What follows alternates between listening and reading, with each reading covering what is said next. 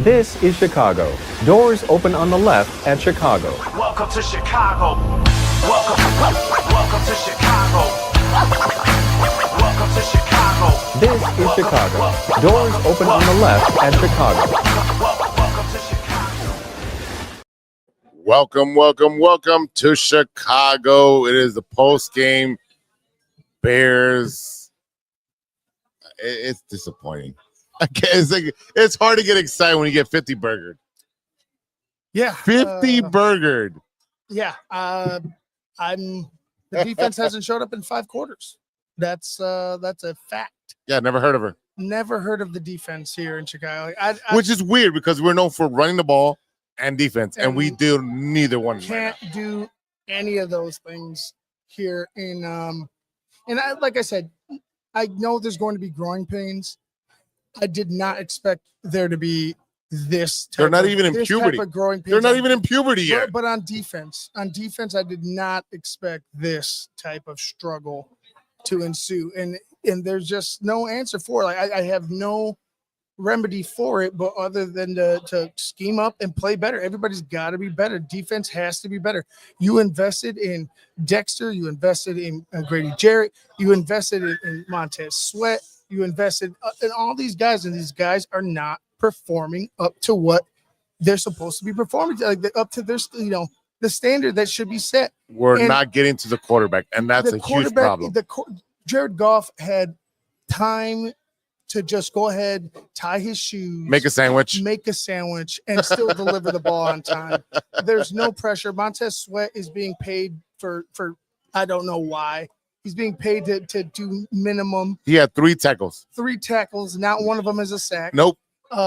Barely got pressured. No, we had no sacks. The only 0 sacks. And then the sack that was taken away was because of offsetting penalties, but that was dialed up because of a blitz. You only got that because you blitz. So, like, I just don't understand. I don't understand where this defense is falling apart at. It's definitely the running game. It starts with that. But, the pass rush, we talked about it ad nauseum. This team is not built correctly. This team wasn't built correctly. This team was told. Ryan Poles in his first press conference said we're going to build through the draft. We're going to definitely focus on the offensive line, build the lines up front. And what has happened? Nothing. He's tried to be cute with his draft picks on offense, especially the line. He's gotten very, very arrogant with his picks. A la fucking Great point. Torrey Taylor, 4th round draft pick when you could have had there was 2 other picks behind him. One of them was Bucky Irvin, a Chicago area native who's killing it for Tampa Bay. Yep. That's a running back we could fucking use right now. This falls on Ryan Poles' shoulders, and there's nobody else to blame but him. And right now, a lot of point.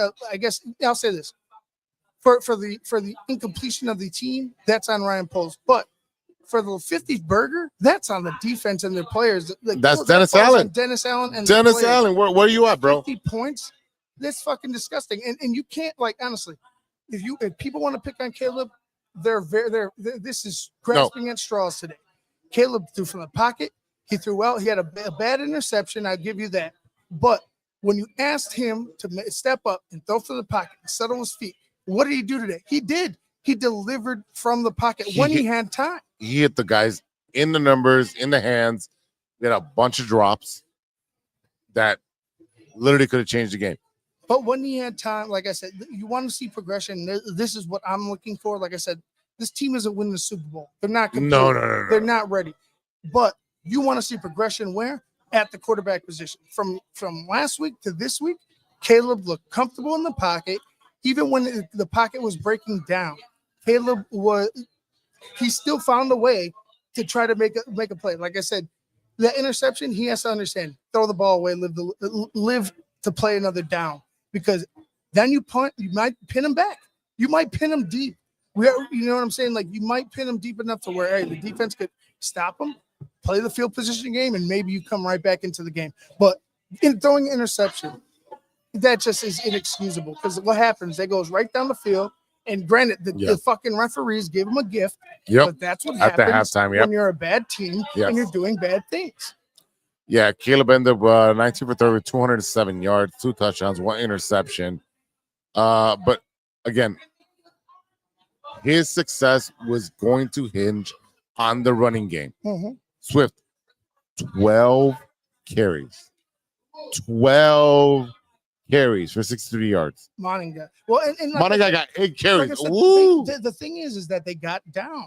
As soon as they got down. Yeah, when in you're that down, second half, when like- you're down 15, 20 but like I points, said, it's just a that throwing was game. huge. It was huge. The decision to, and there's, trust me, there needs to be a review of that play because he's clearly down inbounds. He's clearly Knee is down, He's which means clearly 2 feet touched. are down. Right. His 2 feet are down because a knee or elbow is down. Like that's good as 2 feet. That's as good as 2 feet. And you went ahead and gave them 6 seconds to run a play, to design a play, run a play. And they but what happened? Touchdown. You give this a good offense like that a time, they're gonna dial up a touchdown. Which is crazy because like my watch said, "Oh, it's halftime," and I'm like, "Yeah, guys, it's halftime." Well, because everybody knows that they should have been halftime. Even the NFL was going to the half. And then all of a sudden, I was like, "Bro, they got 6 seconds." I'm like, "Where did they get 6 seconds from? Who gave them 6 seconds?" That's the thing. Even if they were to even if he was down, he's down in bounds, right? Yeah.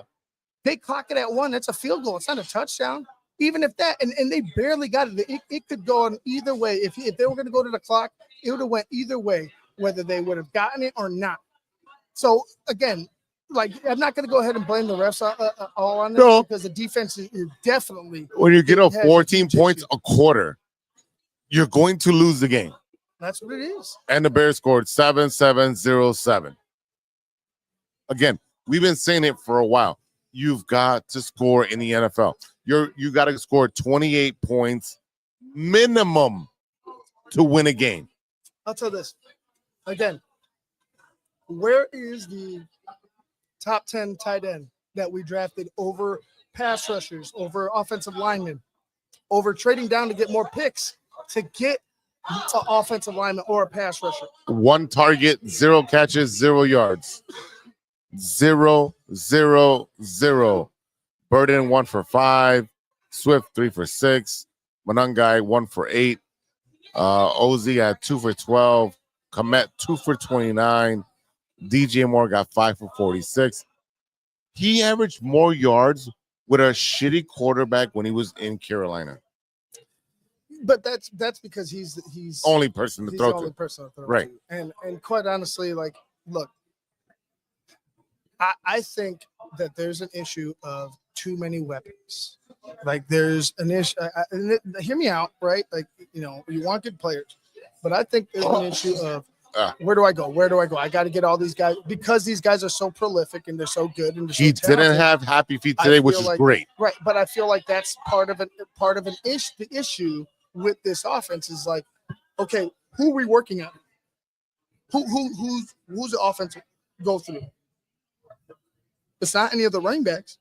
It's got to be through one of the receivers, right? It's going through Rome. Well, which is great. I'm happy. Rome, that's fine, but again, if it's going to go through Rome, you need to scheme up a way to make Rome to get Rome a little bit more open, but also scheme up a way to get DJ and Zacchaeus open. There's it's just too much out there for you to not be connecting with a bunch of these guys at least 4 or 5 times each game.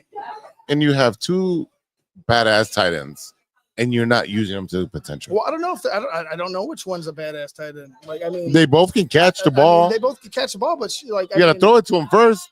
Like Cole Kmet is catching some ball. Like he's doing some things, which I like. But like, and Cole Kmet's used more in the blocking scheme. Yes. Again, you draft a top 10 tight end.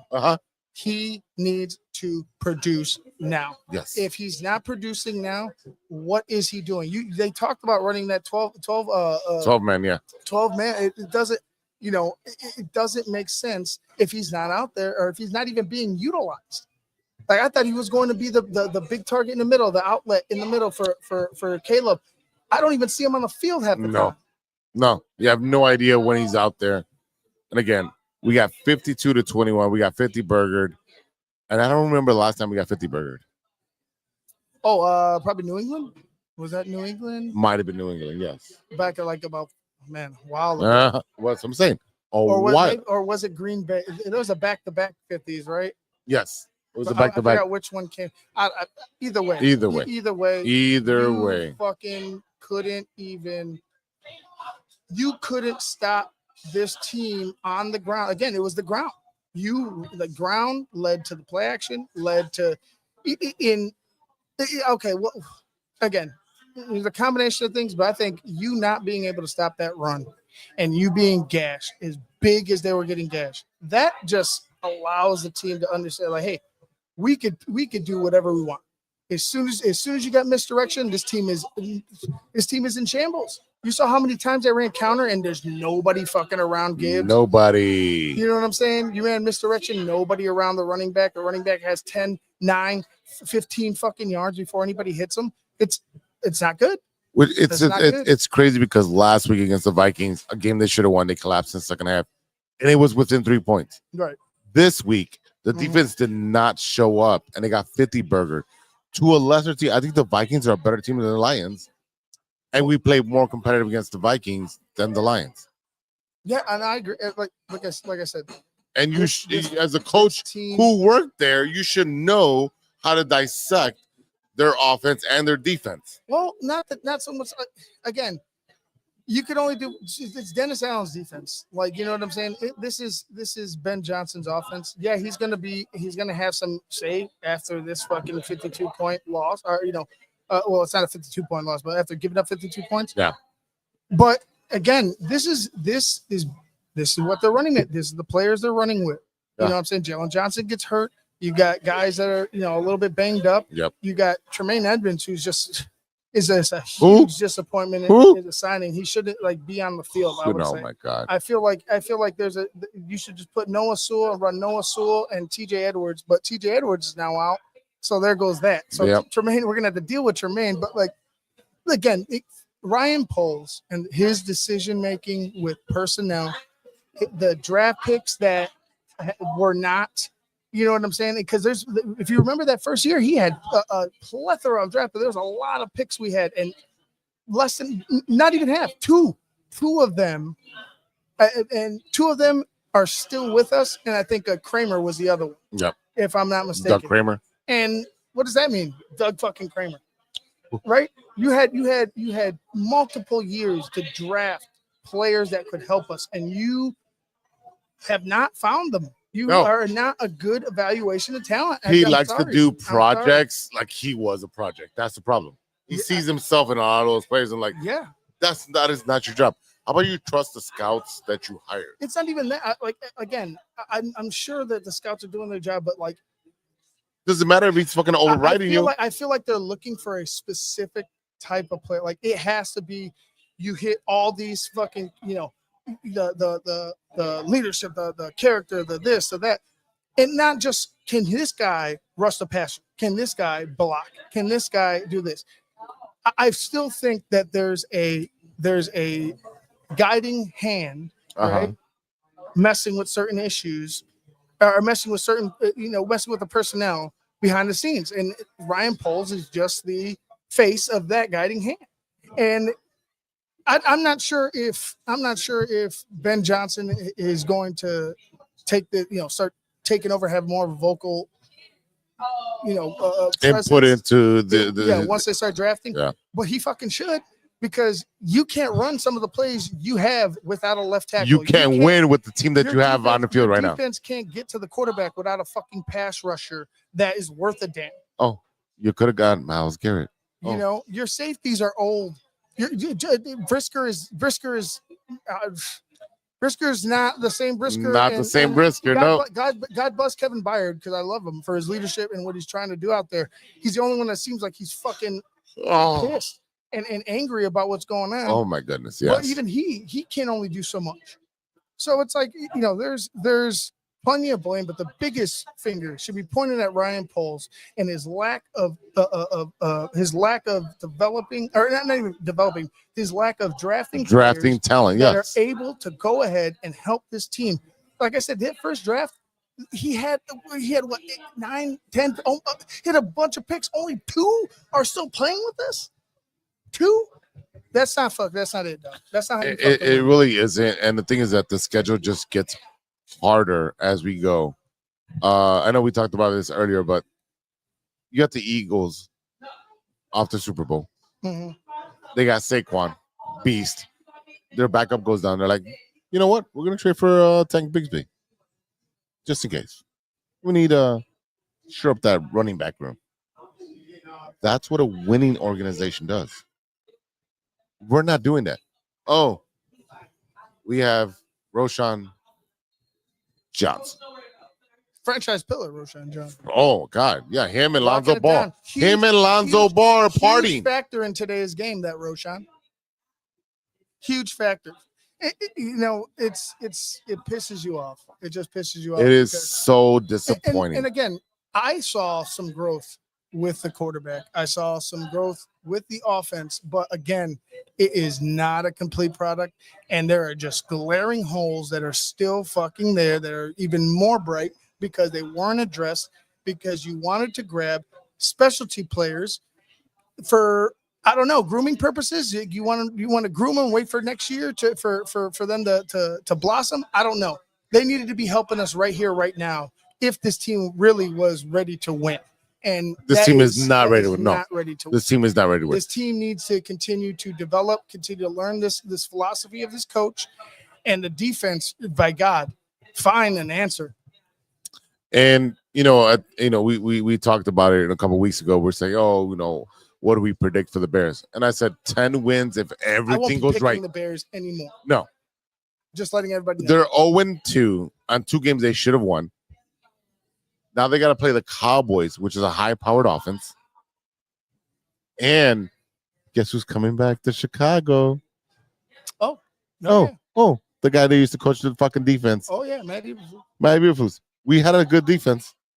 We did not have a good defense. It was good. It was a great. It was not a great defense. It wasn't a good defense. I thought it was a good defense. It was a middle of the pack defense that got lucky here and there with some turnovers, and still wasn't able to stop the teams they needed to stop to win the games. No, that's what it was. And again, I'm not going to go ahead and sit here and pretend like what Eberflus didn't get fucking 50 burger. He's not fucking better. He didn't get 50 burger. He wasn't winning either. 11 losses. How many losses? Eberflus. Look. After Washington we could acknowledge that he was a decent defensive coordinator. He's a defensive without saying that he was a fucking great a great head coach, and he definitely was not a great head coach. No. And defensive coordinator, yes. Again, like I said, you're gonna have to show up, man. Like this team, like I said, this team is going to have these pains because you're learning something new. I can't see a win. Maybe the Raiders, maybe the Saints, but the Saints played good today too. I mean, either way, against Seattle. I'm looking for progression with the quarterback and with the with him. That was a nice play, Saquon. I'm looking for progression with the quarterback, and today I saw that. Okay, from the pocket. But how many years are we looking at progression for the whole team? No, but like we're wasting Caleb's years. Well, this is year 2. This is year 2. You're good. Like I said, a lot. Let's see what happens. Throughout this year. They're gonna need to make a like you were talking about before, or I was talking about with Hector, one of our guys. He was saying I think this is just an evaluation. I'm like, hell yeah, it's an evaluation of the roster because you could clearly see things can work if you have proper protection, if you have a pass rush, neither of which you have. If you have a competent center and left guard. Right. Well, again, who knows what's going on there? But you paid a lot of money to shore up that middle, and the middle's getting beat. Yeah, Kittle got sacked a couple of times. So, it's again, like I said, next week it's against the Cowboys, 3:25. We'll be here at Output Lounge in Chicago, 1758 West Grand. Oh yeah, we ain't going. And Steve Edwards is going to join us. Big Steve Edwards will be here next week. Big Steve, yeah. And we're going to have raffles, giveaways. We have merch here. So it'll be a jam-packed, action-based podcast. We'll do pre, halftime, and post-game show. But Definitely today was a disappointing. It's just a downer. Like literally, the bar is literally empty. Well, I mean, When the Bears lose, the Bears were. I mean, there was people here There during was. the game, but like again, the Bears lose. You're not trying to hang out. no, You're not trying to hang out. Everybody's gone. Like you know what I mean. Everybody's let's go home. Watch everybody else. You know all the other games. right. at There's home. 2 more games. Right, we got the Chiefs and the Eagles, and then there's a Sunday night game that's gonna be awesome. So, Right. all right, Yeah, it is what it is. I won't be picking the Bears again no. until I see a win. I won't be picking them again. I think I'm gonna start betting against the Bears. Oh yeah. Oh, hard. Hey, make that money any way you can. They're giving it to you. They're gonna give it to me. They're Right. gonna give it to me. We will do a show tomorrow, Monday, 7:30. We'll be live. We'll talk Bears. We'll talk Cubs. We'll talk White Sox. Last week because of Monday night, we didn't get to do no baseball, but we'll talk about that. We'll talk about a little bit of Angel Reese. She opted not to play. Yeah, she gone. She gone. In the words of the great Hawk Harrelson, she gone. She gone. All right, ladies and gentlemen, we'll be back tomorrow. Thank you for tuning in. Thank you for subscribing.